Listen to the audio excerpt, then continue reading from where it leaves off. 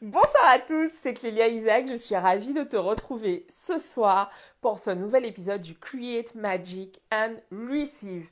Alors, ce soir, en fait, je te retrouve pour parler d'un sujet qui va sûrement, probablement t'intéresser si tu crées du contenu en ligne, notamment pour promouvoir tes services.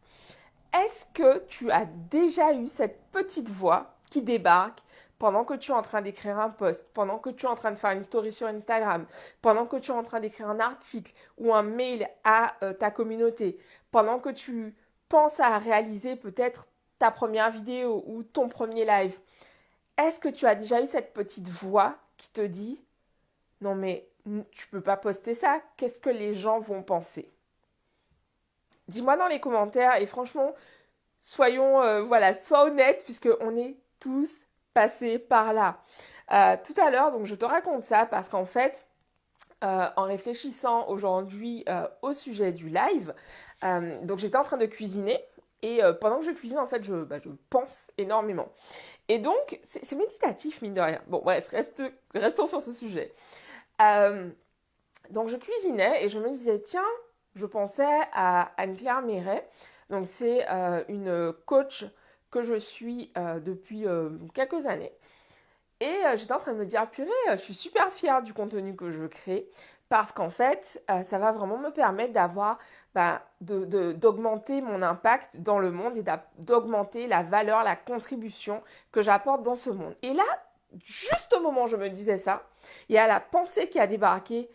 Oh putain, imagine quelqu'un vient sur tes publications et commence à raconter de la merde sur toi. Qu'est-ce que tu vas faire?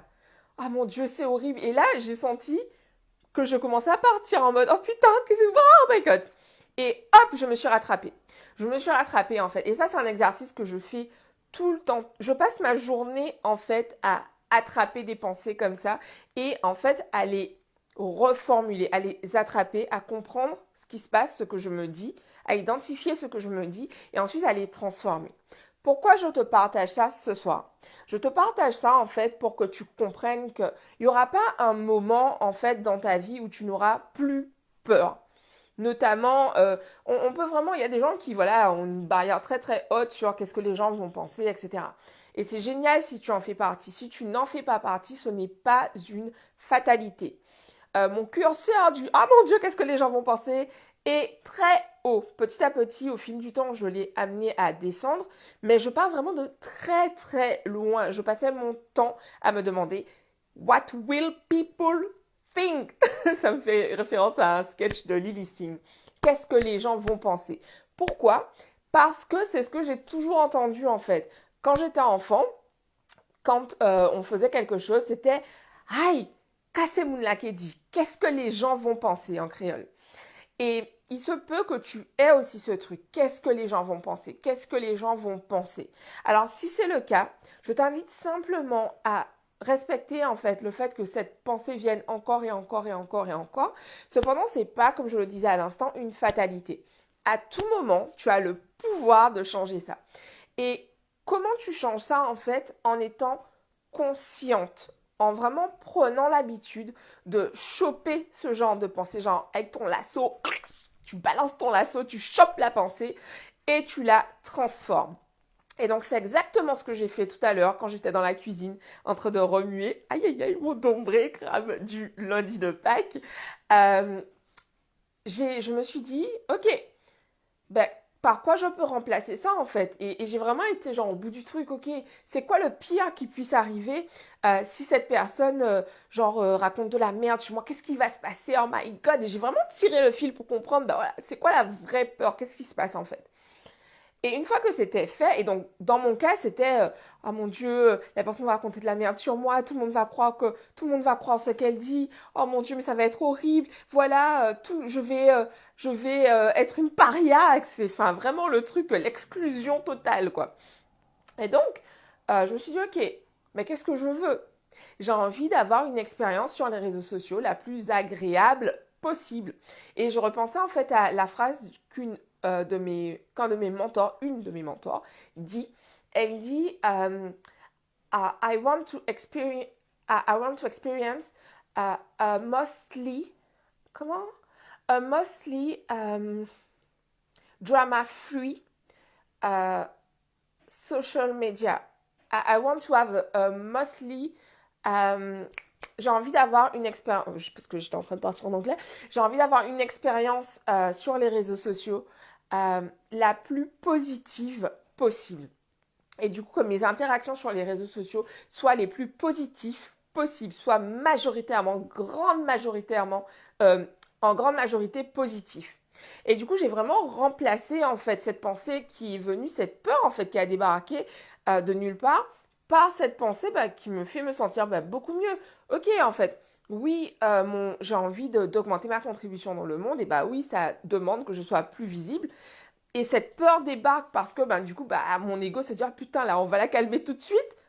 Et moi, je prends ma responsabilité parce que je suis au contrôle. Moi, Clélia, avec mon higher self et pas mon ego, je prends en main les choses pour simplement lui rappeler en fait que non, c'est ok en fait d'être visible parce que simplement moi je choisis d'avoir une expérience majoritairement en grande majorité positive sur les réseaux sociaux.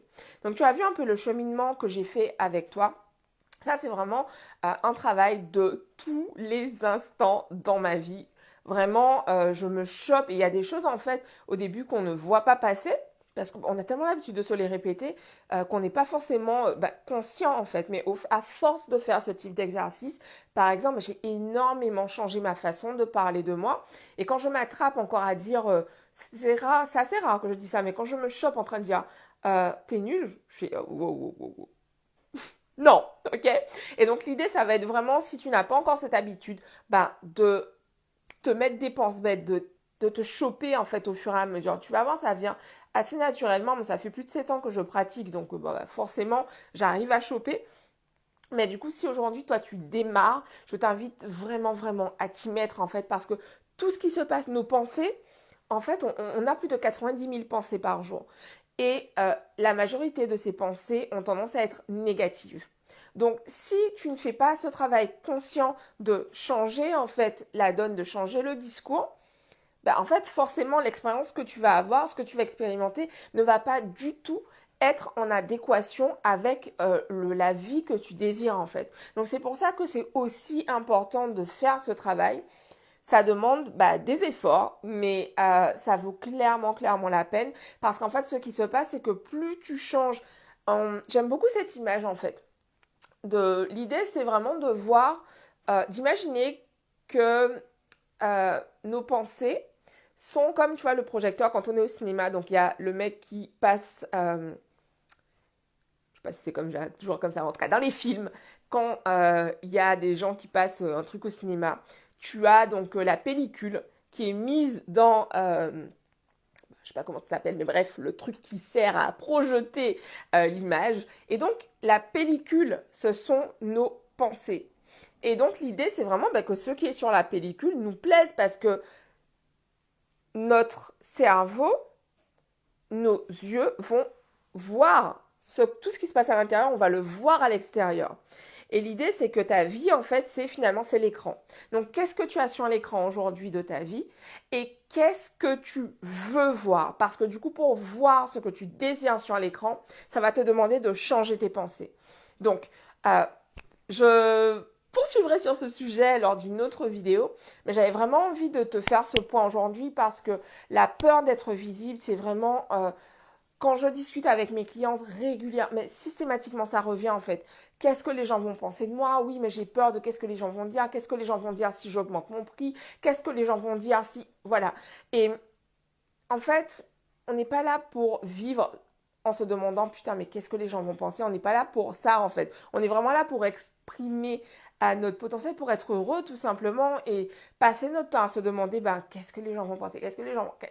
Ça fait juste chier en fait. Donc autant vraiment se mettre au boulot dès maintenant et puis apprendre petit à petit à se libérer de cette peur du jugement en fait. Cette peur de qu'est-ce que les gens vont penser, vraiment apprendre à transformer ça.